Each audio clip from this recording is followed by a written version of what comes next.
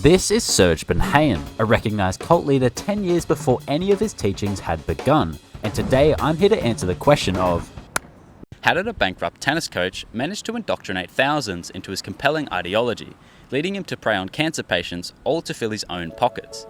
This is the story of Serge Benhayon's very own universal medicine. Matt Doran from Sunday Night. Can I have a quick chat with you? You're a cult leader, and universal medicine is a money-making cult. Let me ask you a few questions. Where does all the money go? Nice scarves? 3 million, 4 million a year? How many million? Should I call you Serge or the One? He doesn't say it in those words, but he pretty much put it to his followers a few years ago that he is the second coming. He cares about nobody except himself. He's a monster. Gets me unpopular, these things, but I have to say it anyway. You have been sexually abused, then you have been an abuser. Because of the understanding I had that I had created the disease, all my self-neglect, my choices. Judith died 4 weeks after making that video. How much money in total did your mum give to Serge Benhayon? It was $1.4 million. When Sarah opened her mother's computer, she discovered emails from Serge Benhayon coaching the dying woman on how to restrict her children's share of her fortune. So this was a case of these followers literally choosing Serge over their children. It has to be said that he does destroy relationships. He does destroy other people's lives. I thought again about going to the police, but what do you tell them? This guy's doing exorcisms on people. Serge Benhayon was found to have an indecent interest in girls as young as 10 and be guilty of inappropriate behaviour with children. That's a deep concern for all of us, and I would hope that it's a deep concern to the government.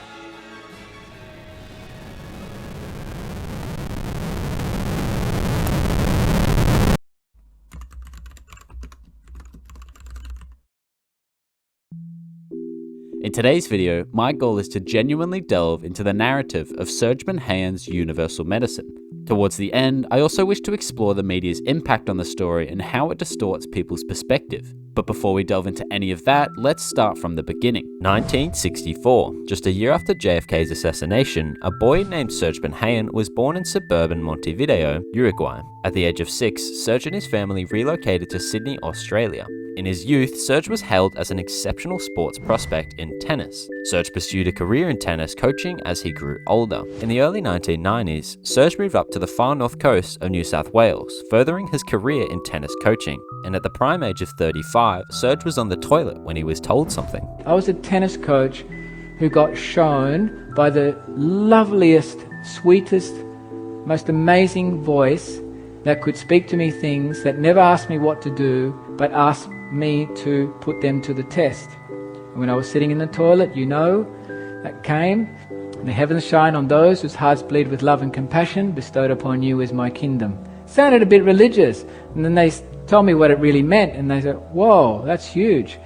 And they said, don't believe in us, don't think of us, don't know us by name, just listen and apply. If it works, do it. If it doesn't, tell us to rack off and we will never come back again. Soon after hearing the voices, Serge founded Universal Medicine in 1999, introducing 5 new healing modalities that became transformative tools for thousands worldwide. His teachings emphasized principles such as self-love, self-care, and energetic responsibility, challenging conventional perspectives on health. Obviously, what I just read to you was his own self-described idea of his group, but what he fails to mention may have been off-putting for newcomers.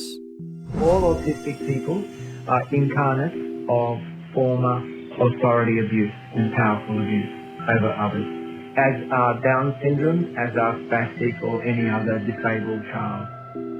And people in the future will understand that we may not be needing 3 meals a day. I orgasm like a woman every time I orgasm, as much as I do as a man, and often more as a woman than I do as a man. Some foods, for example, pertain to certain periods that are important for humanity, and then when there is a constellational change, those foods are no longer part of what is needed for the human race. Well, there is a science to it, it's just not a conventional science. Over the coming years, Serge's ideology was pressed upon the public consciousness through government-funded lectures in northern New South Wales and eventually worldwide. Alongside these lectures, Serge and his main cohort would complete 5-day retreats, write books, and do specialized lectures for devoted individuals, but most notably perform his very own sacred esoteric healing courses, in which his most devoted followers would spend up to 2 years indulging in the science and art of the healing courses.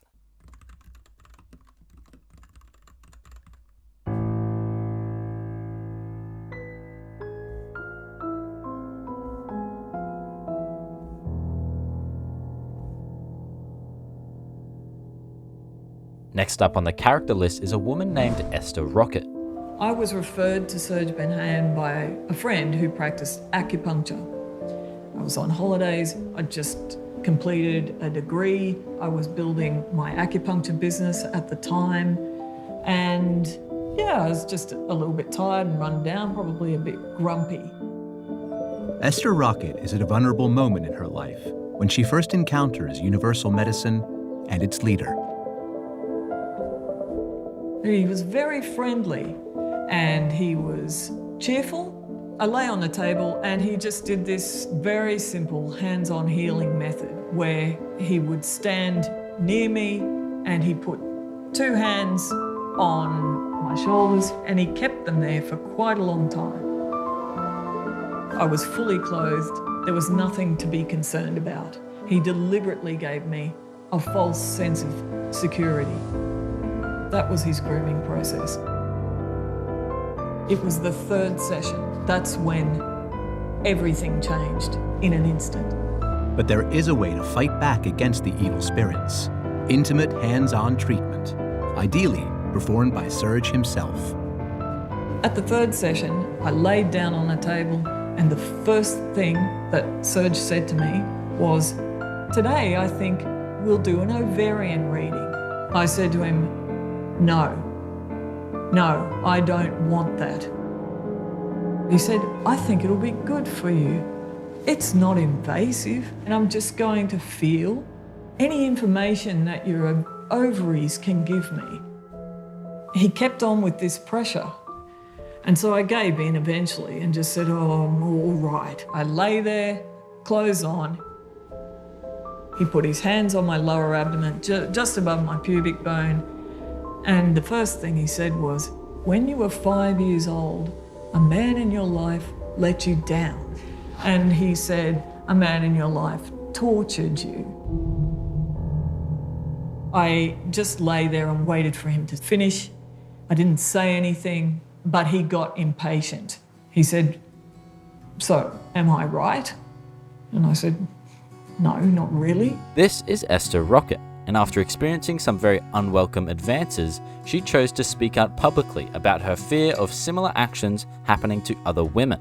Esther went on to make a Twitter account, a YouTube channel, multiple websites, as well as several media appearances, all with the aim of preventing universal medicine from tearing families apart. Esther's years of efforts gained the attention of Serge himself, in which Serge would open a defamation lawsuit over Esther's claims of universal medicine being a cult, also denying her claims of being indecently touched by Serge himself.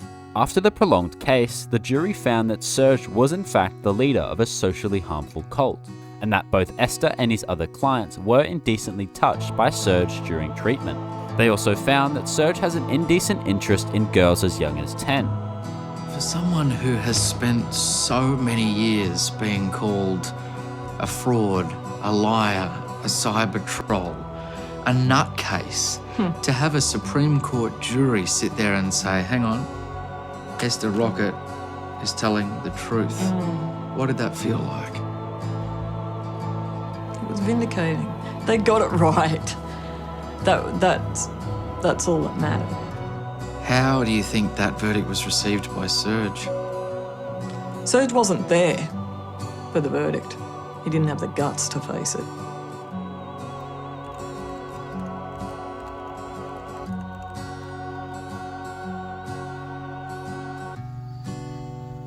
The most significant controversy among them all was the sad case of the actor Judith Mcintyre.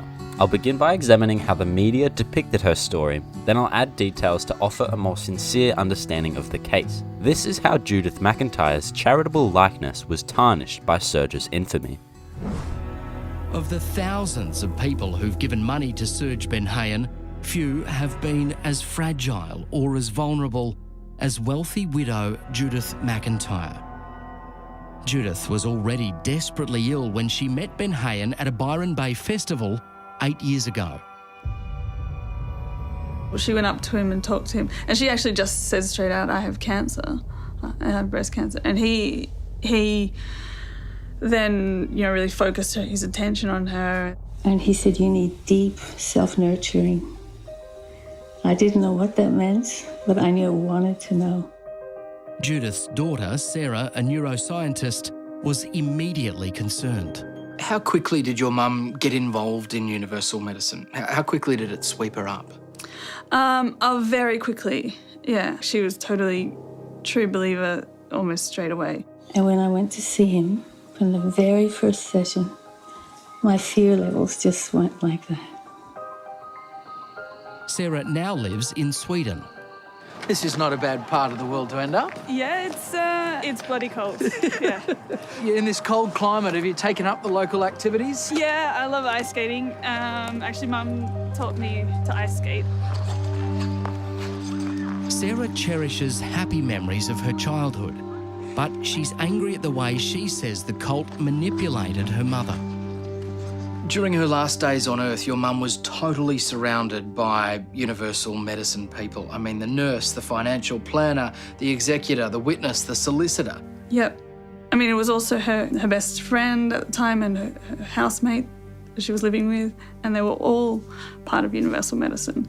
Because of the understanding I had that I had created the disease by all my self-neglect, my choices. This is Judith in a video produced by Universal Medicine, blaming herself for her cancer. It's spread to organs, and I've got very little time. And the truth is, I feel excited. Judith died 4 weeks after making that video, despite 2 years of regular healing treatments from Universal Medicine. How much money in total did your mum give to Serge Benhayon? It was $1.4 million. When Sarah opened her mother's computer, she discovered emails from Serge Benhayon coaching the dying woman on how to restrict her children's share of her fortune. Your children are trying to destabilize you, trying to evoke your sympathy. It is all an attack on the funds that will help the hierarchies work on Earth. What was your reaction when you read those things? I felt really hurt, actually, because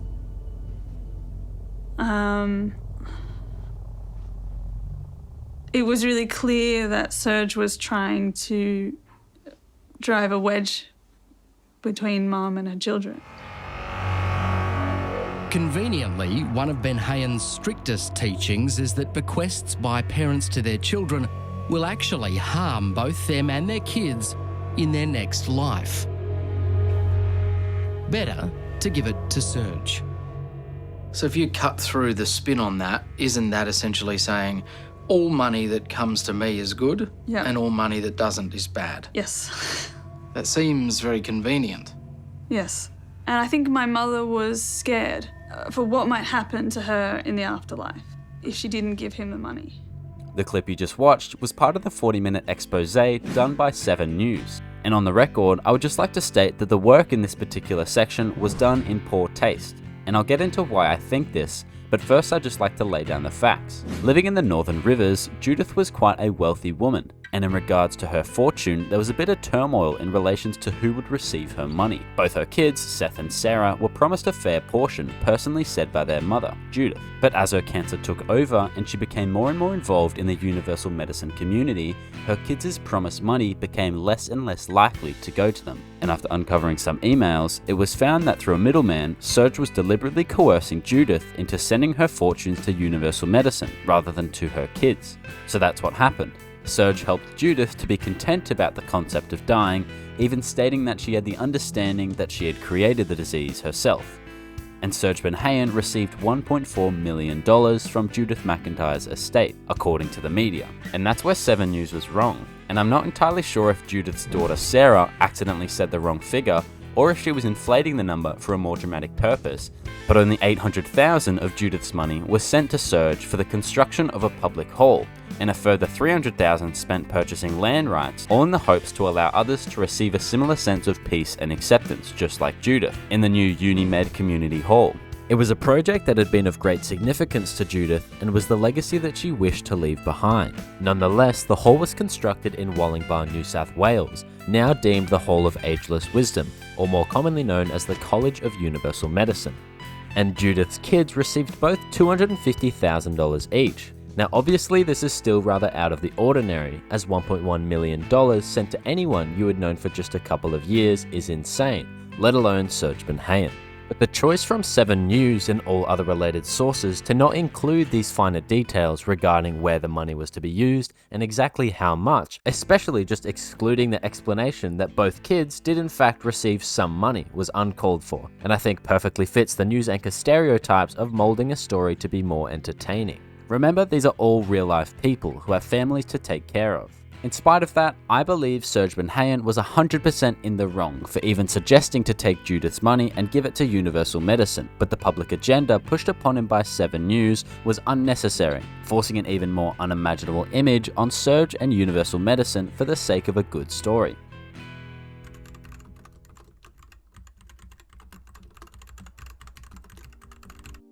More than 5 years after the court case involving Esther Rockett and Serge Benhayon, I can confidently say that Universal Medicine is still active, just under a few other names. They still have their clinic in Bar in Brisbane, which I made sure to pay a visit to, as well as Judith's Hall of Ageless Wisdom in Wollongbar. For a couple of years, they ran a festival called the Girl to Woman Festival, in which Serge's close family would pander to both the young and old by celebrating the changes associated with womanhood. Universal Medicine is also closely linked with Fabric, the behaviour specialist clinic located in the Gold Coast. They also have strong connections to the Belle General in Ballina and many other businesses. And I'd just like to point out how detached I personally felt to the group while both writing the script and filming this video, the more I realised how deeply integrated it truly is into my own life. As I watched video after video, discovered website after website, I started to recognize people that I see on a daily basis in the background of these videos, often younger versions of themselves, but still them. After seeing countless of my own friends and their families whom I love hidden in these Universal Medicine videos, further tells me that the people involved in this group may seem dangerous or even brainwashed, but I truly think behind the cult headlines they are normal people with positive intentions to better themselves. And I'd like to end this video by politely asking to not harass anyone involved in this video, including the main man Serge Benhayon.